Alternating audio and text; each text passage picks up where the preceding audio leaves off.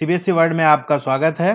तो हम class 10 geography का चैप्टर 4 जो कि एग्रीकल्चर है पढ़ रहे थे। ये हमारा पार्ट 6 रहेगा। इसमें हम देखेंगे टेक्नोलॉजिकल एंड इंस्टीट्यूशनल रिफॉर्म्स। ये बहुत इंपॉर्टेंट टॉपिक है और बहुत सारी चीज़ें इसमें ऐसी हैं जो आपको समझने की ज़रूरत है। इसलिए अगर आप बुक और पेंसिल लेके बैठेंगे तो ज़्यादा बेहतर है, या अगर पेन कॉपी लेकर बैठेंगे और इंपॉर्टेंट चीज़ें आप लिखते जाएं यहाँ पर, क्योंकि बहुत सारे ऐसे टर्म हैं जिसके बारे में मैं आपको इसमें बताऊंगा। तो ये टेक्नोलॉजिकल एंड इंस्टीट्यूशनल रिफॉर्म क्या है? पहली बात तो टेक्नोलॉजी के अंदर रिफॉर्म लाना यानी टेक्नोलॉजी के अंदर सुधार करना, और इंस्टीट्यूशन यानी एग्रीकल्चर जो हमारे यहाँ है, अगर खास तौर से हम इंडिया की बात करें तो उसके लिए बहुत सारे इंस्टीट्यूशंस बनाए गए हैं, बहुत सारे ऐसी सिस्टम बनाया गया है जिसके जरिए एग्रीकल्चर को हम बेहतर बनाते हैं और फार्मर्स की मदद करते हैं। जैसे किसानों को लोन देना, और जिनके पास ज़मीन नहीं है उनको ज़मीन देना, और जो स्पेशल तरीके के क्रॉप हैं उनको प्रमोट करना, किसानों को ये समझाना कि आप इन क्रॉप्स की भी खेती करिए। और अगर बाढ़ आ जाए या सूखा पड़ जाए, किसी तरीके से क्रॉप का नुकसान हो जाए, तो उन किसानों की मदद की जा सके। तो इसके लिए पूरा एक इंस्टीट्यूशन बनाया जाता है जो खास तौर से सरकार चलाती है, ताकि एग्रीकल्चर को हम बढ़ा सकें और किसानों की मदद कर सके। तो इसी के बारे में हम इसके अंदर देखेंगे। It was mentioned in the previous pages that the agriculture has been practiced in India for thousands of years. तो हजारों सालों से इंडिया के अंदर एग्रीकल्चर किया जा रहा है, खेती बाड़ी की जा रही है। सस्टेन यूज ऑफ लैंड यानी लगातार जो हम लैंड को यूज कर रहे हैं, जमीन को हम यूज करते जा रहे हैं continuously, without compatible techno institutional changes, बिना किसी टेक्नोलॉजी के और इंस्टीट्यूशन के बदलाव लाए हुए। जैसे फॉर एग्जाम्पल कोई किसान है और वो बैल से जो है खेत की जुताई करता है, तो उसको चाहिए कि ट्रैक्टर ले ले और ट्रैक्टर से करे। यानी जैसी जैसी नई टेक्नोलॉजी आती जाए वो किसानों तक पहुंचती जाए ताकि एग्रीकल्चर में मदद आ सके। और जो इंस्टीट्यूशन है एग्रीकल्चर को बढ़ाने के लिए, उनके अंदर भी इंप्रूवमेंट होने चाहिए और वो भी आगे बढ़ने चाहिए। तो हमारे देश के अंदर इसकी कमी है। और कॉम्पिटेबल टेक्नो इंस्टीट्यूशन का मतलब ये है कि एग्रीकल्चर यानी उससे जुड़ा हुआ, किसी भी चीज से जुड़ी हुई चीज होती है तो हम उसको कॉम्पिटेबल कहते हैं। तो ऐसा नहीं कि आपने किसान को आईफोन लाकर दे दिया और कहा कि देखो हम तो टेक्नोलॉजी दे ही दिए हैं, इतनी बड़ी टेक्नोलॉजी, लेकिन उससे एग्रीकल्चर में फायदा नहीं होगा। इसीलिए कहा कॉम्पिटेबल, यानी जो एग्रीकल्चर से जुड़ी हुई टेक्नोलॉजी है उसमें सुधार आना चाहिए, बदलाव आना चाहिए। और जो एग्रीकल्चर को मदद करने के लिए जो इंस्टीट्यूशन बनाए गए हैं उनके अंदर सुधार आना चाहिए। तो इसकी कमी की वजह से क्या हुआ है, have hindered the pace of the agriculture development. इसकी वजह से जिस रफ्तार से हमारा एग्रीकल्चर डेवलप हो रहा था उसमें कमी आई है, उस रेट में कमी आई है, उसमें रुकावट आई है। In spite of development of sources of irrigation, most of the farmers in the large parts of the country still depend upon monsoon and natural fertility in order to carry on their agriculture. अब जो irrigation के तरीके हैं यानी सिंचाई के तरीके, जैसे ट्यूबवेल हो गया, नहर के जरिए हो गया, उसके डेवलप होने के बावजूद भी देश के बहुत बड़े हिस्से के अंदर किसान अभी भी मानसून पर की बारिश होगी तो हमारे खेत के अंदर पानी मिलेगा उस पर डिपेंड होते हैं, और नेचुरल फर्टिलिटी पे डिपेंड होते हैं। जबकि हम जाते हैं फर्टिलाइजर्स वगैरह आ गए हैं, लेकिन उसके बाद भी बहुत सारे किसान हैं जो इसको यूज नहीं कर पा रहे हैं, और वो अभी भी मानसून पर और नेचुरल फर्टिलिटी जो सॉइल की उसी पे डिपेंड है। For a growing population this possess a serious challenge. अब जनसंख्या देश की बढ़ रही है, और अगर किसान खेती से हटने लगेंगे और सोचेंगे हम चलो दूसरा कोई काम कर लें, तो खाने की डिमांड हमसे हमारी कैसे पूरी होगी। Agriculture which provides livelihood for more than 60% of its population needs some serious technical and institutional reforms. तो जो हमारे देश का एग्रीकल्चर है, जो देश के 60% से ज़्यादा लोगों के लिए रोजगार देता है, उनको जिंदगी गुजारने के लिए खाना पानी देता है, उसके लिए एक बड़ा खतरा हमारे सामने आ गया है कि अगर एग्रीकल्चर हमारा कमजोर होना शुरू हो जाएगा तो इन 60% जिनका घर का खर्चा ही एग्रीकल्चर से चलता है उनका क्या होगा। तो इसीलिए जरूरत है कि हम टेक्नोलॉजी को इंप्रूव करें ताकि किसान के लिए खेती करना आसान हो जाए, और किसान को फैसिलिटी देने वाले जो इंस्टीट्यूशन है उनमें भी सुधार आने चाहिए। Thus, collectivization, consolidation of holding, cooperation, and abolition of zamindari, etc., were given priority to bring about institutional reforms in the country after independence. तो ऊपर जो बातें की गई वो चीजें लागू की गई ताकि हमारा जो इंस्टीट्यूशन है उसके अंदर सुधार आ सके इंडिपेंडेंस के बाद। अब एक एक टर्म को हम देखते हैं। कलेक्टिवाइजेशन क्या होता है? अब मान लीजिए कई किसान हैं, उनकी छोटी छोटी जमीनें हैं। अब उस छोटी जमीन पर कोई बहुत इंपॉर्टेंट और अच्छे क्रॉप नहीं ग्रो कर सकते, वही जनरल अगर गेहूं चावल अपने कर दिया तो कर दिया। उसके लिए भी अगर उनके पास जमीन छोटी है तो आप सोचिए वो ट्रैक्टर कैसे ले सकते हैं, अफोर्ड नहीं कर सकते, कब छोटी ज़मीन खेती के लिए हम ट्रैक्टर लें, और वो सिंचाई भी नहीं कर सकते कि हम ट्यूबवेल लगवा लें। तो क्या करते हैं, कई किसान मिलकर अपनी ज़मीन को एक साथ जोड़ लेते हैं और कहते हैं कि हम लोग साथ मिलकर इसमें पैसा लगाएंगे और जिसकी जितनी ज़मीन होगी उसके हिसाब से हम लोग प्रॉफिट ले लेंगे। अब वो जो ज़मीन जोड़े हैं वो लोग हो सकता है ट्रैक्टर ले सकते हैं मिलकर। तो इसको क्या कहते हैं, कलेक्टिवाइजेशन, यानी छोटी छोटी ज़मीन के टुकड़ों को मिलाकर एक ज़मीन का टुकड़ा हमने बना दिया, उसमें एक साथ हम खेती करते हैं।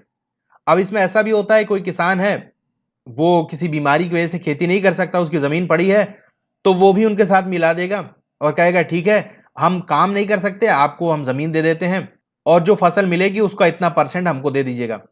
तो ये फायदा होता है। दूसरा क्या है, कंसोलिडेशन ऑफ होल्डिंग, इसको हिंदी में चकबंदी कहते हैं। इसमें क्या होता है, जैसे कोई किसान है, उसकी एक जमीन घर के पास है, एक दूसरी जमीन है 1 किलोमीटर दूर है, दूसरी जमीन 3 किलोमीटर दूर है, तो अब वो पहले अपने घर के पास वाली खेती करता है, उसको देखना, फिर 1 किलोमीटर दूर जाना, वहां पर सारी देखना, फिर और दूर वाली जमीन देखना। तो अलग अलग जगह की वजह से उसका टाइम लॉस होता है और फिर उसकी देखभाल भी अच्छे से नहीं हो पाती। तो सरकार की तरफ से एक अधिकारी अपॉइंट किया जाता है, जो चकबंदी अधिकारी होता है, उसकी मदद से क्या करा जाता है कि उसको कोशिश की जाती है उसकी सारी जमीनें एक जगह और जहां वो रहता है उसके करीब दे दी जाए, ताकि वो अच्छे से वहां खेती कर सके और उसका टाइम बच सके। तो इसको कहते हैं कंसोलिडेशन ऑफ होल्डिंग्स। तीसरी चीज कॉपरेशन हो गया। इसमें क्या होता है, अलग अलग किसान होते हैं, उनकी अलग अलग जमीन होती है, वो लोग अपना बिल्कुल अलग खेती करते हैं, लेकिन जो मेन चीजें हो गई जैसे ट्यूबवेल हो गया और कोई मशीन हो गई, उसको क्या करते हैं, सब लोग पैसा मिला कर ले लेते हैं और कहते हैं कि हम सभी लोग इसको इस्तेमाल करेंगे। तो ये आता है कॉपरेशन के अंदर। एंड एबॉलिशन ऑफ जमींदारी। जमींदारी क्या होती थी, अंग्रेजों के टाइम की अगर हम बात करें तो उस समय जो आम किसान होते थे और जो ब्रिटिशर होते थे वो टैक्स लेते थे इन किसानों से। तो किसान कलेक्ट करने का काम कुछ आदमियों को दिया जाता था कि आप कलेक्ट करिए। अब वो लोग क्या करते थे, जो टैक्स वगैरह होता था किसान से लिए और ब्रिटिशर्स को दिए। लेकिन कभी कभी अगर किसी वजह से फसल खराब हो गई और किसान के पास टैक्स देने को नहीं है, तो वो लोग उनकी जमीन हड़प लेते थे कि ठीक है तुम टैक्स नहीं दोगे, हम तुम्हारी जमीन रख लेंगे। तो ये बीच वाले जो होते थे लोग, ये जमींदार बन गए, यानी इसी तरीके से किसानों की जमीन लेते हुए और इनकी बहुत बड़ी जमीन बन गई और बहुत बड़ी जमीन जो है किसानों की उन्होंने कब्जा कर लिया। तो इस तरह से ये जमींदार बन गए। तो आजादी के बाद इसको खत्म किया गया कि जो जमीन आपने दूसरों की कब्जा करके इतनी जमीन बना ली है, उसको वो आपकी नहीं है, आपने जबरदस्ती कब्जा किया है, उसको आपको छोड़ना पड़ेगा। तो उसको खत्म किया गया। तो ये सारे काम किए गए और ये काम कौन कर सकता है, सरकार कर सकती है। तो उसके लिए डिपार्टमेंट बनाया गया था। तो इसके जरिए जो इंस्टीट्यूशन है उसमें सुधार लाया गया। Land reform was the main focus of the first 5 year plan. तो 5 साल जो आजादी के बाद एक प्लान बनाया गया था इनको क्या क्या करना है। तो उसमें लैंड का जो रिफॉर्म है, यानी जमीन से जुड़े हुए जो भी काम है जो सुधार लाने वाले हैं, उस पर बहुत ज्यादा ध्यान दिया गया था। The right of inheritance had already led to the fragmentation of land holding necessities consolidation of holdings। तो जो राइट ऑफ इनहेरिटेंस है, यानी विरासत वाला जो मामला था कि एक आदमी है, उसके मान लीजिए 2 बेटे हैं, तो जमीन क्या होगी, 2 हिस्सों में बढ़ जाएगी, एक पहले वाले को एक दूसरे वाले बेटे को मिलेगी। तो इसकी वजह से जमीन का फ्रेगमेंटेशन हो गया, यानी जमीन का टुकड़ा हो गया। तो इसीलिए जो लैंड होल्डिंग है यानी कंसोलिडेशन ऑफ होल्डिंग है वो बहुत ज्यादा जरूरी हो गया कि अलग अलग जो जमीन है उसको मिलाकर एक आदमी को एक जगह दे दी जाए। The law of land reforms were enacted but implementation was lacking or lukewarm। तो कानून बनाए गए कि हमको लैंड में किस तरह सुधार करना है, ये काम करने हैं, लेकिन उसको लागू करने वाला काम में बड़ी कमजोरी दिखाई गई और उसको सही से लागू नहीं किया गया। कि कानून तो बन गया, इसीलिए इसको ल्यूक वार्म कहा गया, यानी जैसे कहते हैं नहीं हिंदी में कि ठंडे बस्ते में किसी चीज को डाल देना, कि कानून बना लिया लेकिन उसको लागू नहीं कर रहे हैं और उसको किनारे कर दिया कि हाँ बना है कानून, अब पड़ा हुआ है। The government of India embarked upon introducing agricultural reform to improve Indian agriculture in 1960s and 1970s। तो भारत सरकार ने एग्रीकल्चर से जुड़े हुए बहुत सारे सुधार लाने की शुरुआत की ताकि भारत के अंदर जो एग्रीकल्चर है वो इम्प्रूव हो सके। और ये बात है 1960s और 70s की। The green revolution based on the use of package technology. तो जो ग्रीन रेवोल्यूशन आया था, यानी इसके बारे में हम पढ़ चुके हैं कि फर्टिलाइजर आ गया था, HIV सीड आ गया था। तो इस तरह से पैकेज में हमको बहुत सारी चीजें मिल गई, जैसे कि नहीं एक पैकेट के अंदर बहुत सारे सामान आपको मिल जाएंगे। तो उसी तरीके से जो ग्रीन रेवोल्यूशन आया था उसमें बहुत सारी चीजें हमारे काम की मिल गई थी। फर्टिलाइजर्स आ गया था, पेस्टिसाइड्स आ गया था, HIV सीड्स आ गए थे। तो इसकी वजह से, और जो व्हाइट रेवोल्यूशन आया था, व्हाइट रेवोल्यूशन क्या हुआ था, मिल्क प्रोडक्शन में बहुत ज्यादा बढ़ोतरी हुई थी, यानी बहुत ज्यादा दूध जो है उसका प्रोडक्शन किया जा रहा था, जिसे ऑपरेशन फूड कहते हैं, यानी व्हाइट रेवोल्यूशन को ऑपरेशन फूड भी कहते हैं। तो ग्रीन रेवोल्यूशन और white revolution were some of the strategies initiated to improve the lot of Indian agriculture. तो ग्रीन रेवोल्यूशन के अंदर जो चीजें मिली थी उसको भी सरकार ने किसानों तक पहुंचाया, और व्हाइट रेवोल्यूशन को भी किस तरह से हमको लाना है अपने देश के अंदर, उसके लिए भी जो इंस्टीट्यूशन सरकार ने बनाए थे उसने मदद की। तो ये सारे कुछ काम थे जिसने एग्रीकल्चर को इंप्रूव किया। But this too lead to the concentration of development in few selected areas. लेकिन इसने भी कुछ सेलेक्टेड एरियाज के अंदर ही डेवलपमेंट हुआ, और बहुत सारी चीजें ऐसी थी जिसमें डेवलपमेंट नहीं हो पाया। फॉर एग्जाम्पल, आपने फर्टिलाइजर प्रोवाइड तो कर दिया, लेकिन एक किसान उसको खरीद ही नहीं पा रहा है, या उसके गांव तक वो पहुंच नहीं पा रहा है, तो डेवलपमेंट नहीं हो पाएगा। Therefore in the 1980s and 1990s a comprehensive land development program was initiated which included both institution and technological reforms। इसीलिए 1980s और 60s के अंदर एक कॉम्प्रिहेंसिव लैंड डेवलपमेंट प्रोग्राम। अब कॉम्प्रिहेंसिव का मतलब क्या होता है, जनरल अगर हम मीनिंग समझें तो हर वो चीज जो किसी एक सब्जेक्ट से, किसी एक चीज से जुड़ी हुई है, उसको इंक्लूड करना। यानी अगर हम इसकी बात करें एग्रीकल्चर की, तो लैंड डेवलपमेंट के लिए जो जो चीजों की जरूरत थी वो सारे काम किए गए, जिसमें इंस्टीट्यूशन को भी हमको सही करना है और टेक्नोलॉजी के अंदर भी सुधार लाना है। Provisions for crop insurance against drought. और क्या किया गया कि अगर मान ली सूखा पड़ गया तो क्रॉप का इंश्योरेंस की फैसिलिटी सरकार ने दी कि ठीक है, अगर नुकसान हो जाता है सूखा पड़ने की वजह से, या बाढ़ आ जाए, फ्लड, साइक्लोन, फायर या डिजीज, तो ऐसा कुछ अगर प्रॉब्लम हो जाती है तो आपकी फसल का पैसा दिया जाएगा, कुछ परसेंट आपको दिया जाएगा।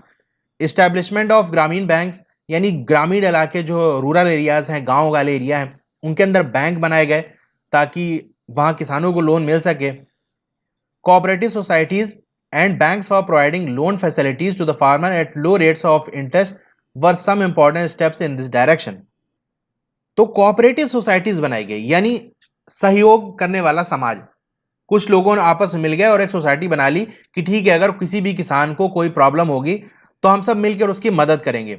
इससे क्या हो जाएगा, किसी पे भी मुसीबत आ सकती है तो उसकी मदद की जाए। और बैंक बनाए गए ताकि फार्मर्स को जो लोन दिया जा सके कम रेट ऑफ इंटरेस्ट पे। तो ये कुछ स्टेप थे जो उठाए गए जिससे हमारे जो इंस्टीट्यूशन था उसके अंदर सुधार आया। किसान क्रेडिट कार्ड, केसीसी, ये क्या होता था, किसानों को लोन देने के लिए क्रेडिट कार्ड बनाया गया था जिससे किसानों को खास तौर से लोन दिया जाता था। पर्सनल एक्सीडेंट इंश्योरेंस स्कीम, यानी अगर आपका कोई एक्सीडेंट हो जाता है, किसी वजह से आप की हालत ऐसी हो जाती है कि आप खेती नहीं कर सकते, तो आपको पैसा दिया जाएगा। तो ये स्कीम लॉन्च की गई। Are some other schemes introduced by government of India for the benefit of the farmers. तो किसानों के भले के लिए ये चीजें और भी बहुत सारी चीजें सरकार ने की। Moreover special weather bulletin and agricultural programmes for the farmers were introduce on the radio and television. तो मौसम कैसा रहेगा इसकी जानकारी टेलीविजन के जरिए भी और रेडियो के अंदर भी दी गई, ताकि किसान को अंदाजा रहे कि हाँ बारिश होने वाली है, क्या होने वाला है। ठीक है, और एग्रीकल्चर से जुड़े हुए जो भी प्रोग्राम्स होते हैं उसके बारे में रेडियो और टेलीविजन के जरिए जानकारी दी गई। The government also announce minimum support price. और क्या किया सरकार ने, इसका अनाउंसमेंट किया गया कि मिनिमम सपोर्ट प्राइस हम देंगे, यानी जो भी फसल किसान उगा रहा है, कुछ खास फसलों के लिए होता है कि इन फसलों को अगर आप उगा रहे हैं तो कम से कम इतना पैसा तो आपको इस क्रॉप का मिलेगा ही। मान लीजिए अगर कोई किसी वजह से फसल खराब हो जाती है या उस क्रॉप का मार्केट में रेट कम हो जाता है, तो सरकार क्या करेगी, उसने पहले से ही एक रेट डिसाइड कर लिया होता है कि इतने पे हम खरीद लेंगे, अगर कोई नहीं खरीद रहा आपके तो हम इतने रेट पे हम खरीद लेंगे। तो क्या होता है, मिनिमम सपोर्ट प्राइस, यानी कम से कम इतने रुपए पे हम खरीद लेंगे। और रिम्यूनरेटिव एंड प्रोक्योरमेंट प्राइस, अब पहले देख लेते हैं हम रिम्यूनरेटिव प्राइस क्या होता है। ये खास तौर से गन्ने के लिए होता है, शुगर केन के लिए, कि अगर शुगर केन की आप खेती कर रहे हैं और किसी वजह से अगर आपका मार्केट में रेट डाउन हो जाता है तो कम से कम आपने जो पैसा लगाया है उस खेती के अंदर उसका 70% आपको मिल जाएगा, यानी जो मेहनत की है आपका उसका भुगतान हो जाएगा। And procurement price for important crops. अब ये प्रोक्योरमेंट प्राइस क्या होता है, इसका मतलब होता है वसूली, यानी जितना पैसा है आपका उतना वसूल हो जाएगा, इतना दिया जाएगा। फॉर एग्जाम्पल, अगर मार्केट में उस क्रॉप का रेट डाउन भी हो जाता है तो सरकार आपको उतना पैसा दे देगी जितना आपकी लागत वसूल हो जाए और आपको कुछ एक्स्ट्रा पैसा भी मिल जाए। For crops to check the exploitation of farmers by speculators and middleman. अब ये स्पेकुलेटर्स क्या होते हैं, हिंदी में अगर देखें तो सट्टेबाज होते हैं। अब ये तो आईपीएल तो चल नहीं रहा है कि यहाँ सट्टा लगाएंगे। इसमें क्या होता है किसान से पहले समझौता कर लेते थे कुछ लोग कि जो फसल होगी वो हमको दे दो, हम इतने रेट पे हम पहले फिक्स कर लेते हैं, खरीद लेते हैं। अब अगर फसल खराब होती है तो जो स्पेकुलेटर होता है उसका नुकसान होगा, क्योंकि रेट पहले डिसाइड होता है कि इतने में हम खरीद लेंगे।